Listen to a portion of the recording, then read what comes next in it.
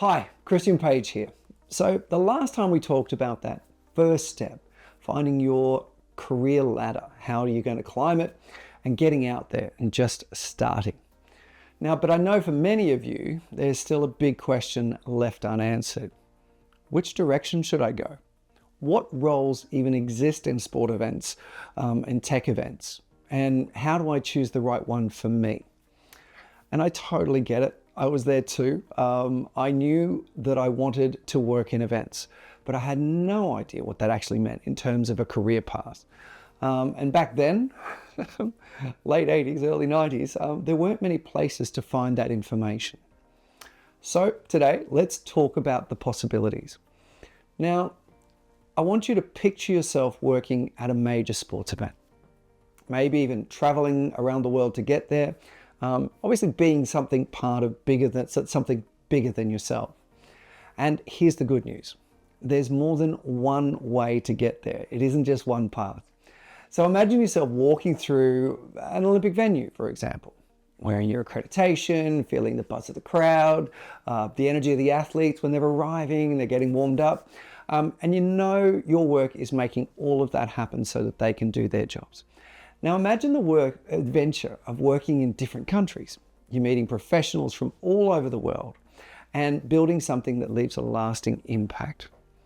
Now, one year you might be in Milan Cortina for the Winter Olympic Games. And then the next you might find yourself in Dakar for the Youth Olympic Games.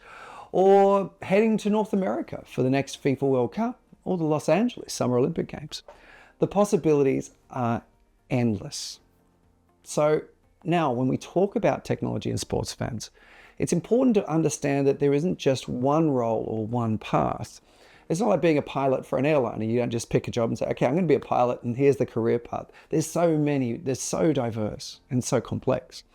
And there are multiple areas in tech, each playing a crucial role in delivering a successful event. Now you have IT systems, cybersecurity, making sure that data is protected and operations all run smoothly. There's telecommunications layer, ensuring that all the teams, the media, the operations all stay connected. And on top of that, you've got all the results servers handling real-time scoring and results distribution. Then couple that together with broadcasting technology, which brings the whole event to life and to the millions of viewers around the world. And then there's the venue technology management, which is all about integrating all of these different pieces on site and ensuring that everything works together seamlessly. And as I always say, if we do our job, no one even notices. But the exact job titles and responsibilities might vary from event to event. And this will give you a broad idea of the key areas, and mostly drawing from my experience at the Olympic Games and the tech model that I've been involved with developing over the last 25 years. So let's start with IT management. Again, the idea here is to give you some ideas as to where to take those first steps. This role is about ensuring that all the systems are running securely and efficiently, from accreditation software to competition data. Every credential, all the accreditation, is scanned at the entrance using an access control point. Every schedule is updated and every operational system in the background, all of it relies on IT management systems to function correctly. Without this, even the best planned event can face serious disruptions. So another key area is telecommunications. Now think about the sheer amount of communications happening at a sport event. So between athletes, officials, journalists, broadcasters, and staff, all relying on seamless communications and connections, whether that be over an instant messaging app, or via radio. All of that happens over telecommunications systems. And the telecommunications manager, or the telecoms manager, is responsible for keeping everyone connected, managing the radio frequencies of the networks, and ensuring that even the journalists in the press box can send their story in real time out to the world. Without telecommunications, an event cannot function efficiently. Then there's cybersecurity. Imagine sports events deal with an enormous amount of sensitive data. Athlete information, health information, ticketing information, broadcast rights information, all of that has to be protected. And a cyber attack could be disastrous.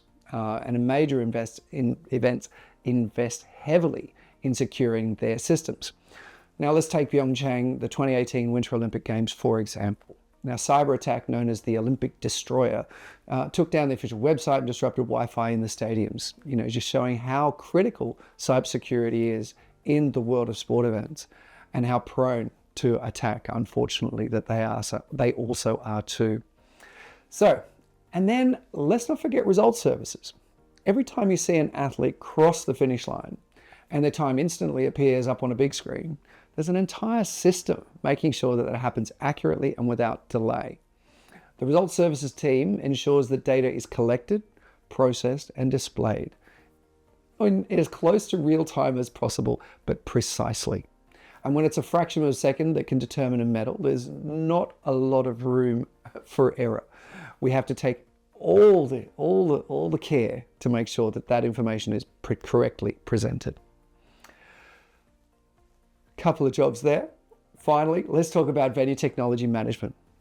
This is one of the most complex and demanding roles in technology, but it is also one of the most rewarding. Venue technology managers and their teams are responsible for overseeing all the technology operations at a competition venue. They're ensuring that the IT, the telecoms, the broadcasting, the results, and all of the cybersecurity make sure that they all work together smoothly. They coordinate the installations of all of this equipment, and they manage the troubleshooting and act as the main interface between technology providers and the event operations.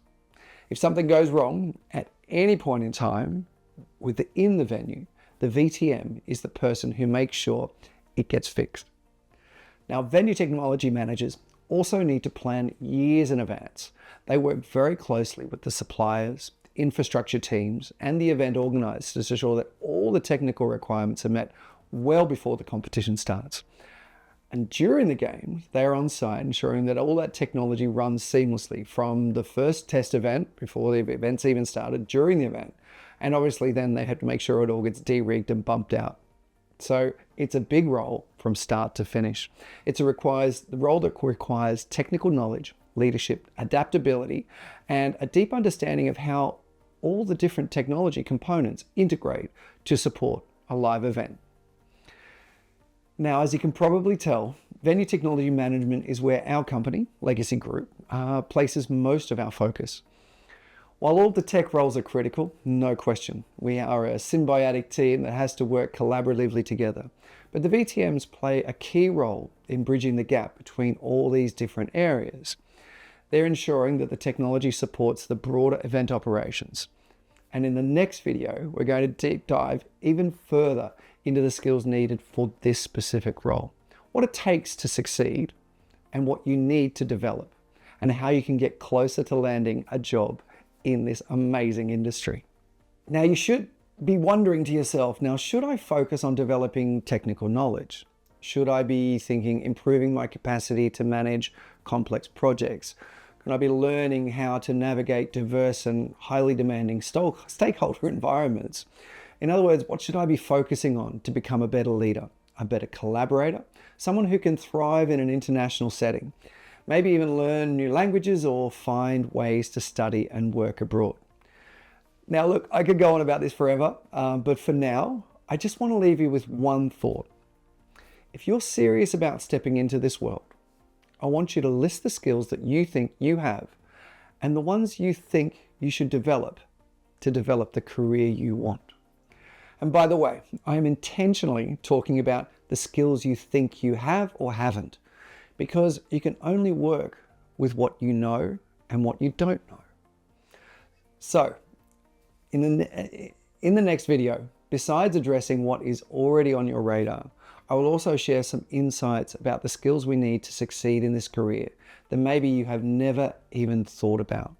Things that are not even on your radar and that no one has ever told you before.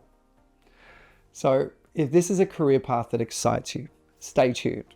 And if you have any thoughts or questions, please send them my way. I'd love to hear from you. And your questions will help shape the content of our upcoming discussions. So, from wherever you are, I would like you to stay safe, stay healthy, and bye for now.